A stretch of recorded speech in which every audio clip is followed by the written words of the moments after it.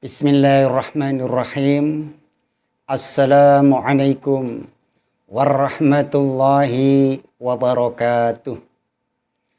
Alhamdulillahilladzi hadana li hadza wa ma kunna linahtadiya laula an hadanallah.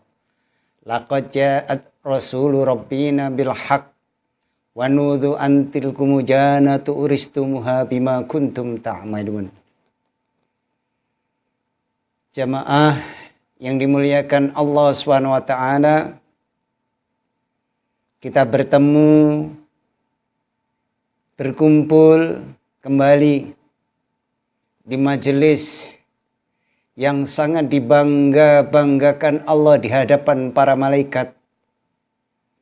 Majelisnya baginda Nabi Muhammad sallallahu alaihi wasallam, yaitu majelis ilmu. Hadirin yang dimuliakan Allah Subhanahu wa taala, pada hari ini kita akan mengambil tema memikirkan agama Allah Subhanahu wa taala. Memikirkan agama, bagaimana agama bisa diamalkan oleh umat seluruh alam. Hadirin yang dimuliakan Allah Subhanahu wa taala, jangan lupa senantiasa untuk membesarkan channel dakwah Islam, untuk senantiasa klik like, subscribe agar channel dakwah Islam terus bisa berkembang dan bermanfaat untuk umat seluruh alam. Jamaah yang dirahmati Allah Subhanahu wa taala, Allah Subhanahu wa taala menciptakan manusia untuk kehidupan yang kekal abadi di akhirat. Jadi manusia diciptakan oleh Allah Subhanahu wa taala bukan untuk dunia ini, tetapi untuk akhirat, kehidupan yang selama-lamanya. Manusia dikirim ke dunia ini hanya untuk diuji dengan amal agama. Dunia ini hanyalah jalan menuju akhirat. Jadi dunia ini Allah katakan hanyalah jalan menuju akhirat. Perjalanan menuju akhirat. Manusia diciptakan oleh Allah Subhanahu wa taala bukanlah untuk di dunia ini. Jamaah ini rahmati Allah Subhanahu wa taala. Begitu gamblang Allah terangkan, dunia bukanlah tempat tinggal manusia yang selama-lamanya, tapi dunia diciptakan oleh Allah untuk menguji manusia, yaitu dengan amal agama. Maka manusia tidak ada yang lama di dunia ini. Mengapa Allah ciptakan manusia di dunia ini tidak lama?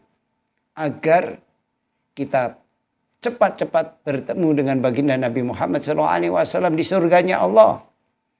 Cepat bertemu dengan Allah Jalla Jalaluhu di surganya Allah Subhanahu wa taala. Itulah tujuan Allah mengirim manusia ke dunia ini hanya untuk amal agama. Dunia ini diciptakan oleh Allah hanya sekedar alat perjalanan menuju kehidupan akhirat, negeri yang kekal abadi yang selama-lamanya. Akan tetapi manusia diciptakan oleh Allah Subhanahu wa taala untuk kehidupan di akhirat. Jamaah ini rahmati Allah. Dengan demikian kemuliaan yang sebenarnya adalah kemuliaan di akhirat. Dan kehinaan yang sebenarnya kehinaan akhirat. Jadi kehinaan yang ada di dunia ini bukan kehinaan yang sebenarnya. Tetapi kehinaan yang sebenarnya Allah katakan adalah kehinaan akhirat. Yang abadi, yang kekal selama-lamanya.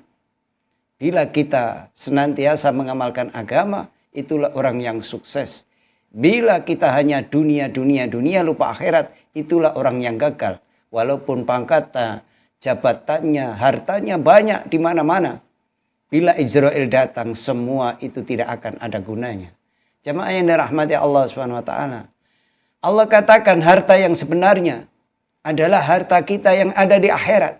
Kita punya harta, kita gunakan untuk perjuangan agama, kita infakkan di masjid-masjid, pondok pesantren, guru-guru TPQ. Itulah harta kita yang sebenarnya. Kemudian Allah juga katakan anak dan keluarga kita yang sebenarnya adalah anak dan keluarga kita yang berkumpul nanti bersama kita di akhirat. Anak kita amal agama, istri kita amal agama, nenek kakek kita amal agama. Itulah keluarga kita yang sebenarnya yang akan berkumpul di akhirat. Bila tidak mengamalkan agama, maka tidak bisa bertemu dan berkumpul kembali. Maka perlunya memikirkan agama. Bagaimana agama bisa diamalkan umat seluruh alam. Bagaimana agama bisa diamalkan oleh seluruh umatnya Nabi Muhammad. Sehingga mereka bisa bertemu dengan kakek buyutnya ketika di alam kubur masing-masing diberi hadiah oleh Allah. Diberi keistimewaan oleh Allah. Bisa bertemu dengan kakeknya, neneknya. Cicit sampai keturunannya. Itulah kebahagiaan yang tiada tara ketika kita bisa bertemu dan berkumpul kembali bersama keluarga kita di akhirat. Maka mari kita amalkan agama. Kita dakwakan agama. Kita pikirkan agama. Agama anak kita, agama istri kita, agama tetangga kita. Kita pikirkan. Bagaimana mereka jangan sampai menjadi penduduk-penduduk neraka. Perlu kita ketahui bersama, surga sudah jadi. Neraka apinya sudah dinyalakan oleh Allah. Maka kita di dunia harus senantiasa sungguh-sungguh mengamalkan agama Allah. Hadirin yang dimuliakan Allah Subhanahu wa taala. Di dunia ini Allah Subhanahu wa taala memberikan dua jalan untuk menuju ke akhirat. Pertama, jalan menuju surga, dan yang kedua jalan menuju nerakanya Allah Subhanahu wa taala. Jalan para nabi dan para rasul alaihi salam, jalan para sahabat, jalan para tabi'in dan pengikut-pengikut mereka. Itulah jalan menuju surga. Jadi kalau kita mengikuti para nabi, para rasul, para sahabat, para tabi'in dan pengikutnya. Pengikutnya siapa? Para ulama, guru-guru kita, para kiai-kiai, ustadz-ustadz, imam-imam masjid yang senantiasa mengajak, mendakwakan agama. Itulah orang yang akan terbebas dari neraka bila mengikuti cara hidupnya. Baginda Nabi, para sahabat, tabi'in, para ulama, kiai, ustadz. Itulah orang-orang yang beruntung. Karena kita akan kekal abadi di surganya Allah Subhanahu wa taala. Dan orang yang mengikuti mereka adalah dituntun menuju jalan surganya Allah Subhanahu wa taala. Sedangkan jalan yang lain adalah jalan iblis laknatullah. Orang-orang yang mengikuti. Jadi orang-orang yang mengikuti iblis laknatullah alaih ini seperti yang dicontohkan Abu Jahal, Qarun, Haman, Fir'aun, dan lain-lain. Adalah jalan menuju neraka. Orang-orang ini hanya memikirkan jabatan, memikirkan dunia, memikirkan bagaimana mendapatkan jabatan pangkat dengan berbagai macam cara, kecurangan. Sehingga mereka kekal di nerakanya Allah Subhanahu wa taala. Bila kita mengikuti cara hidupnya Abu Jahal, Qarun, Haman, Fir'aun. Mereka adalah orang-orang yang tidak kenal Allah. Mereka yang tidak pernah memikirkan kehidupan akhirat. Maka mereka adalah kekal di neraka selama-lamanya. Jemaah yang dirahmati Allah Subhanahu wa taala, sampai hari kiamat pun manusia selalu di dalam dua golongan, yaitu golongan pengikut para nabi dan para rasul, dan golongan yang tidak mengikutinya. Sehingga di akhirat nanti manusia hanya ada dua golongan, yaitu golongan yang bertempat di surga dan golongan yang bertempat di nerakanya Allah Subhanahu wa taala. Hadirin yang dimuliakan Allah Subhanahu wa taala, Allah Subhanahu wa taala yang Maha Rahman, yang Maha Rahim memberikan panduan kepada kita, memberikan contoh kepada kita, yaitu jalan yang diridhoi oleh Allah, jalan orang-orang yang menuju surganya Allah Subhanahu wa taala. Allah Subhanahu wa taala memberikan contoh pribadi yang sempurna, yaitu para nabi dan para rasul alaihi salam. Mereka siang dan malam mengamalkan agamanya Allah Subhanahu wa taala, dan siang malam senantiasa memperjuangkan agamanya Allah Subhanahu wa taala. Allah Subhanahu wa taala memberikan contoh keluarga-keluarga yang diridhoi oleh Allah Subhanahu wa taala. Keluarga-keluarga yang akan dikirim menuju surganya Allah Subhanahu wa taala. Keluarga Ibrahim alaihi salam, keluarga yang suaminya, istrinya, anak-anaknya, semuanya yang mengamalkan agama Allah dan memperjuangkan agama Allah Subhanahu wa taala. Keluarga Imran yang Allah ceritakan dalam Al-Qur'an, yang suaminya, istrinya, dan semuanya memikirkan agama Allah. Inilah orang yang selamat, inilah orang yang sukses. Jemaah yang dirahmati Allah Subhanahu wa taala. Contoh lagi keluarga baginda Nabi Muhammad SAW. Suaminya memikirkan agama Allah. Istrinya yaitu Khadijah adalah wanita yang memikirkan agama Allah. Pembantu-pembantunya Ummu Aiman radhiyallahu an, Zaid ibnu Harisah radhiyallahu an. Pembantu-pembantu Rasulullah ini senantiasa memikirkan agama. Bagaimana agama bisa diamalkan? Semua adalah orang-orang yang mengamalkan agama dan memikirkan agama. Maka mereka sukses. Walaupun mereka sudah tidak ada di dunia ini, maka kebaikan-kebaikan mereka senantiasa menjadi suri teladan buat kita semuanya. Bahwa memikirkan agama itu penting. Karena agama inilah yang akan bisa menuntun kita ke jalan yang diridhai Allah, jalan surga. Agama juga diamalkan oleh menantunya Rasulullah, yaitu Utsman radhiyallahu an dan Ali radhiyallahu an, orang yang siang malam memikirkan agama. Mertuanya Rasulullah SAW, Abu Bakar As-Siddiq radhiyallahu an dan Umar Faruq radhiyallahu an, semuanya orang yang siang dan malam memikirkan agama.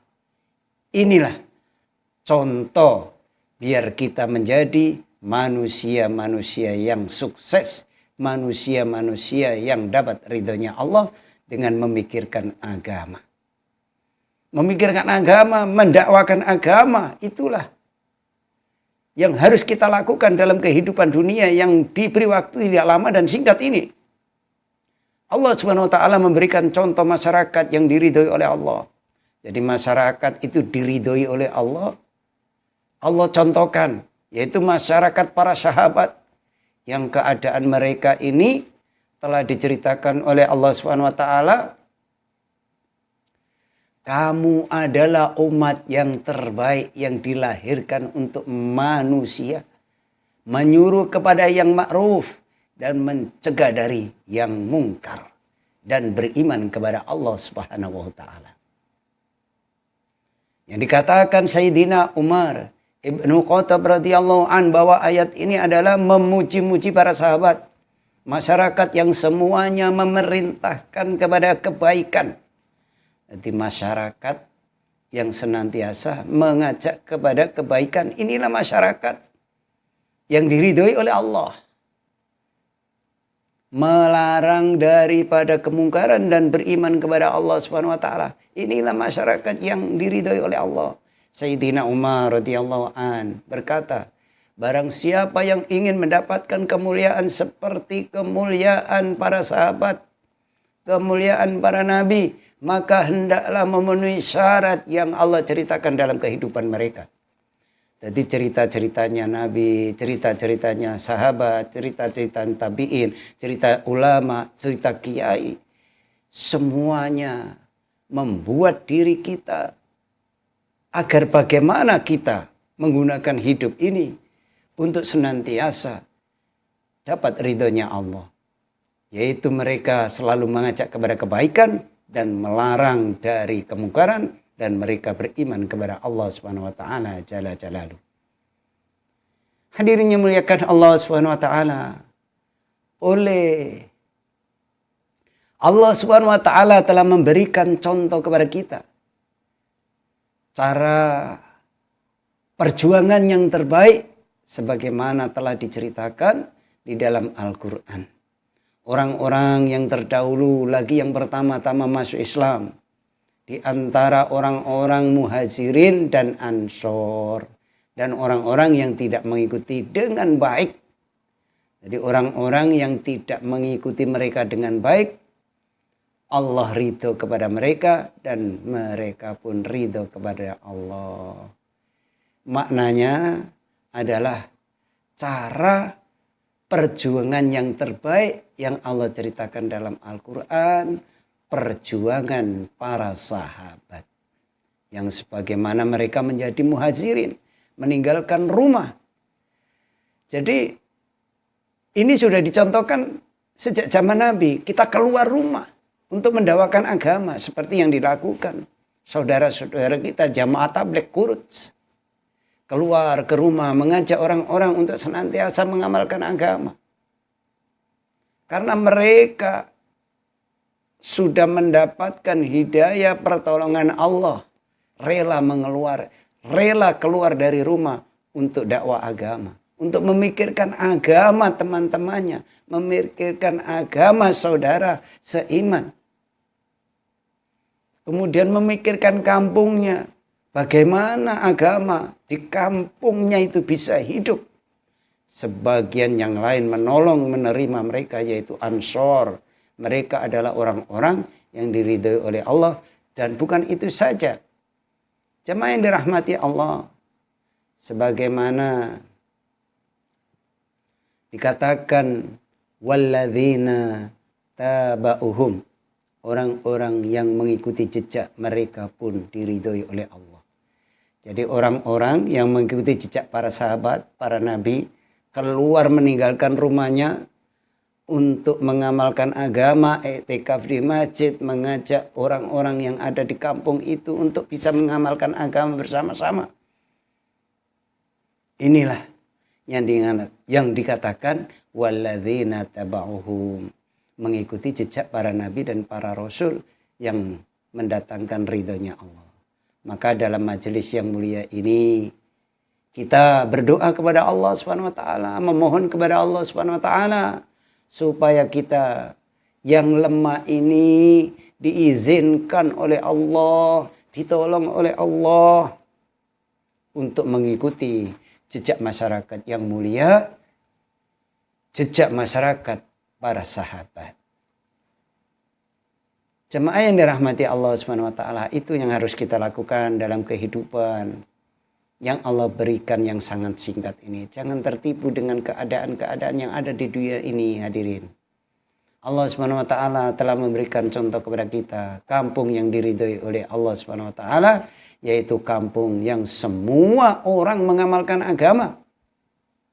Mulai pimpinannya mengamalkan agama, wanita-wanitanya mengamalkan agama, sampai anak-anaknya mengamalkan agama. Semua memikirkan agama Allah. Masyarakat yang begitu mulia, yaitu masyarakat yang senantiasa mengamalkan agama. Semuanya memikirkan agamanya Allah, masyarakatnya, sehingga dimuliakan oleh Allah Subhanahu wa taala. Masyarakat yang senantiasa fikir agama sangat dicintai oleh Allah. Mereka semua adalah ahli-ahli masjidnya Allah. Jika mereka sakit dikunjungi para malaikat. Itulah keistimewaan orang-orang yang fikir agama. Sakit dikunjungi para malaikat. Jika mereka punya hajat ditolong oleh makhluk-makhluk Allah.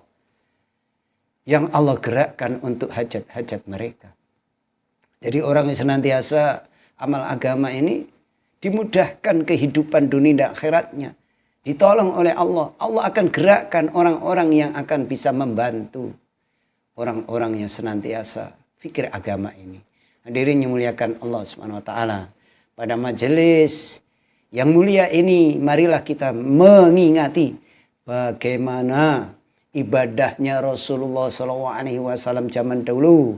Kalau kita bertemu, kita mengikuti pertemuan dulu pada zaman Rasulullah SAW. Bagaimana pertemuan orang-orang Islam pada waktu itu. Pertemuan untuk agama. Jadi pada waktu itu kalau pertemuan ya untuk agama. Itulah zaman Nabi. Pertemuan memikirkan kehidupan akhirat dan memikirkan umat. Itulah pertemuan ketika Rasulullah mengadakan pertemuan-pertemuan hanya untuk agama, hanya memikirkan tentang kehidupan akhirat, memikirkan bagaimana umat bisa mengamalkan agama dengan sebaik-baiknya. Bagaimana umat ini selamat dari azab Allah, itu yang dipikirkan dan masuk dalam surganya Allah. Jadi bagaimana manusia-manusia ini selamat dari azabnya Allah dan masuk dalam surganya Allah. Ini senantiasa difikir oleh Nabi, oleh sahabat, oleh tabi'in, oleh ulama, kiai-kiai kita. Maka mereka senantiasa mendakwakan agama, memikirkan bagaimana manusia bisa mengamalkan agama sehingga mereka selamat dunia, selamat akhirat. Bagaimana kita fikirkan dalam majelis yang mulia ini seperti yang difikirkan oleh Sayyidina Abu Bakar As-Siddiq radhiyallahu an ketika beliau ditanya oleh Rasulullah SAW. Apa yang kamu fikirkan wahai Abu Bakar? Maka Abu Bakar menjawab, ya Rasulullah, yang aku fikirkan bagaimana semua umatmu masuk di dalam surganya Allah Subhanahu wa taala. Ini yang difikirkan Abu Bakar. Bagaimana seluruh umatnya Nabi ini bisa masuk surga. Tidak satu pun yang akan masuk neraka. Maka mereka keluar. Mereka senantiasa semangat untuk mendakwakan agama. Maka baginda Nabi Muhammad SAW kemudian bersabda, arfa'u ummati bi ummati Abu Bakar. Umatku yang paling sayang kepada umatku adalah Abu Bakar. Itulah yang disabdakan baginda Nabi Muhammad SAW. Barang siapa yang sayang kepada umat, maka akan disayangi oleh Allah. Jadi kalau kita ini fikirkan agama, bagaimana tetangga kita bisa ke masjid, bagaimana anak kita senantiasa ke masjid, bagaimana istri kita senantiasa amal agama. Inilah orang yang sayang kepada keluarganya dan saudaranya yang seiman. Sebagaimana disabdakan oleh baginda Nabi Muhammad SAW, yang artinya zat yang maha penyayang menyayangi orang-orang yang penyayang. Sayangilah penduduk bumi, niscaya akan menyayangi penduduk di langit. Jadi kalau kita ini sayang kepada penduduk di bumi, maka akan disayang oleh penduduk yang ada di langit. Inilah kemuliaan bagi orang-orang yang senantiasa fikir agamanya Allah. Barang siapa yang sayang kepada orang-orang di muka bumi, maka yang di langit pun akan sayang kepadanya. Itulah yang Allah firmankan. Jadi kalau kita ini sayang kepada umat di bumi ini, maka Allah akan sayang kepadanya. Caranya ya dengan memikirkan agama, mendakwakan agama. Bagaimana orang-orang itu bisa fikir kehidupan akhirat, tidak hanya dunia. Karena dunia semakin kita pikirkan, semakin akan kita tinggalkan dan tidak ada manfaat ketika Israel datang. Istri tidak manfaat, rumah yang mewah tidak manfaat, jabatan tidak manfaat. Yang manfaat adalah amal agama. Maka jamaah yang dirahmati Allah SWT, barang siapa yang sayang kepada umat, Allah SWT akan sayang kepadanya. Tidak ada sayang lebih tinggi melebihi kalau kita ajak umat ini menuju surganya Allah, yaitu mengamalkan agama. Mengamalkan agama berarti kita mengajak saudara kita untuk menuju surganya Allah.